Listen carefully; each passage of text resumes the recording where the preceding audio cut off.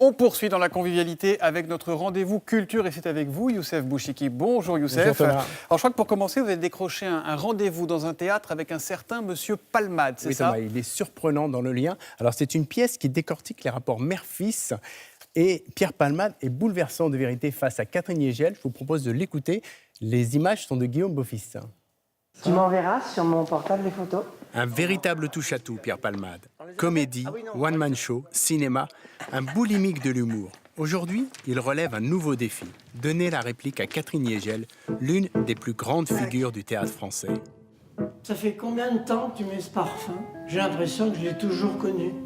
C'est de la laque, gros malin. Ça pue quand même. Qu'est-ce qu'elle représente pour vous, Catherine Yegel? La sincérité. C'est-à-dire, j'ai pas l'impression de jouer, j'ai l'impression de vivre à chaque fois l'engueulade avec ma mère, que je joue. Il n'y a plus Pierre Palmade du show business qui joue avec Catherine Yegel de la Comédie Française.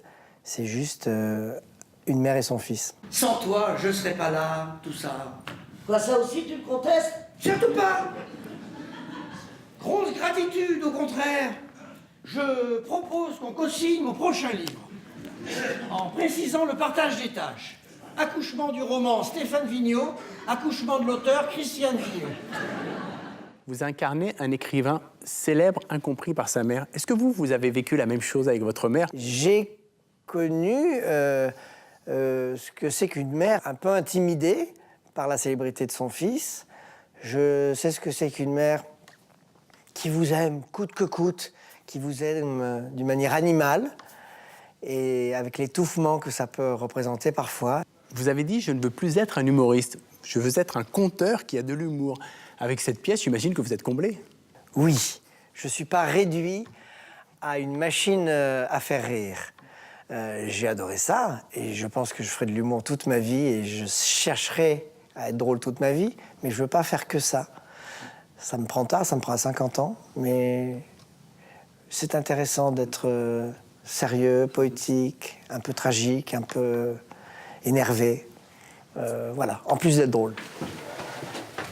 Une nouvelle étape dans la carrière de Pierre Palmade. Et voilà.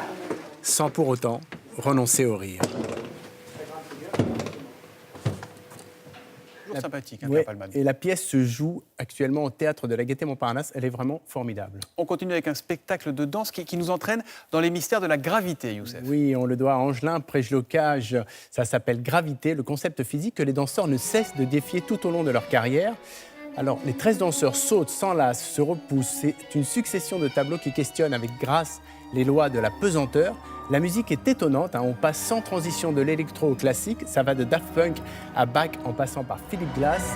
Et le spectacle s'achève sur le Boléro de Ravel, musique que les chorégraphes comparent à un trou noir vertigineux dans lequel les danseurs sont aspirés.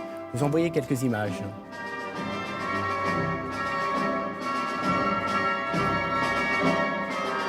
En tournée en France, ils seront notamment au Théâtre de la Criée à Marseille du 3 au 6 avril. Les téléspectateurs aussi sont inspirés par le Boléro de Ravel. Une comédie à voir en famille pour finir. Oui, ça s'appelle Le Tour du monde en 80 jours. Alors c'est très librement inspiré du chef-d'œuvre de Jules Verne. Les comédiens y ont ajouté beaucoup d'humour à la Monty Python. C'est plein d'anachronismes. L'ambiance est potache et le public rit aux éclats comme vous allez l'entendre.